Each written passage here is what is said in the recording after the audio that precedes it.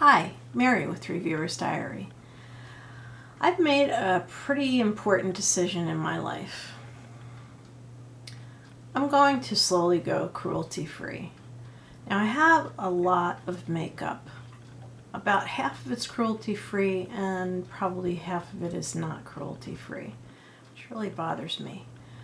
But there are plenty of companies, both drugstore and high-end, that are completely cruelty-free. One of my favorites, I just found my favorite powder was NYC. And of course I still have it, but I just found out today by doing further research that they are selling in China. Now, they are one of those companies, when they start selling in China, Chinese law right now requires animal testing of cosmetics. We already know what types of ingredients cause problems for people.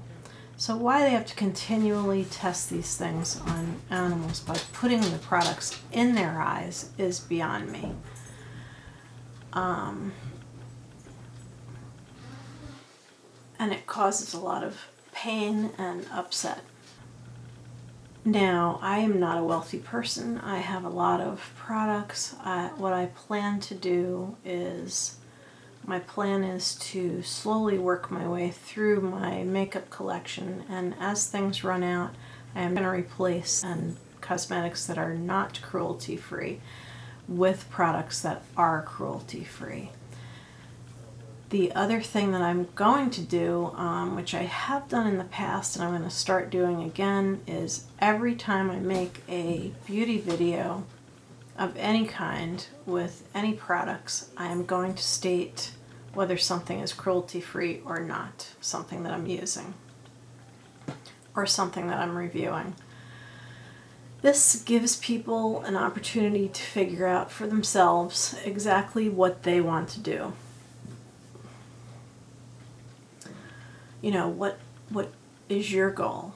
It's definitely a personal choice, so I don't want to force my views on anyone else. But I think it's probably good to be an informed consumer, and so if I give you information as I'm using products, then you'll be able to tell whether things are, whether it's worth it to use them or not. Now, I use a combination of high-end and drugstore products, and NYX was just recently purchased by L'Oreal. However, PETA, and I'll link the article below, contacted them and asked them, do you plan to continue to remain cruelty-free? Because they had made a bond with PETA that they would be cruelty-free cosmetic company. And in fact, they made that pledge that they will remain cruelty-free. And so therefore, even though it's owned by a giant company that is not cruelty-free, the subsidiary company, NYX itself, is going to remain cruelty-free. So those are other choices that people make. Do you punish the smaller cosmetic company because it's owned by a big conglomerate? I don't think that's exactly right. So, but that's personal preference. Absolutely. Some people swear by, I'm never going to buy anything from the big evil company, blah, blah, blah, blah. And a little notation about L'Oreal, they are making strides. They have created a synthetic material that's very similar to eyes. They've created things in the lab that don't involve animals. They're trying to teach the Chinese methods for testing products without using animals. They know that so many people are bringing pressure on them to be cruelty-free, and so they are trying to make strides with the Chinese. Now, if China changes its laws and decides that, we don't have to torture little animals, then, you know what? A lot of companies will suddenly be deemed cruelty-free.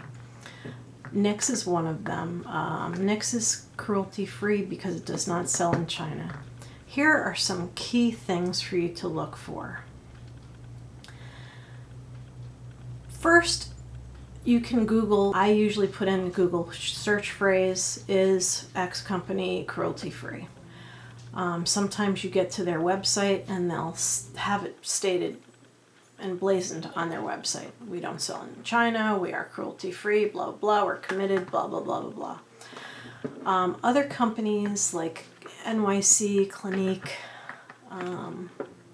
that sell in China say they're committed to testing without animals except where it's required by law.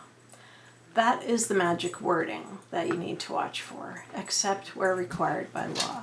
Clinique once was cruelty-free, now they test where it's required by law.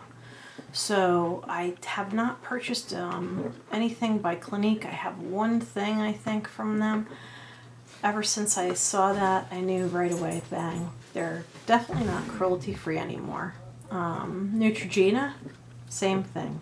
And I have a Neutrogena foundation that I love, but I'm going to have to, when I use it up, I'm going to have to find something else that suits me as well, because Neutrogena also cruelty-free, except where testing is required by law, which is double speak for when we sell in China, we have to do animal testing or allow our products to be tested on animals. So my pledge to my viewers is that as I use products and review them, I will give your information about whether something is cruelty-free or not.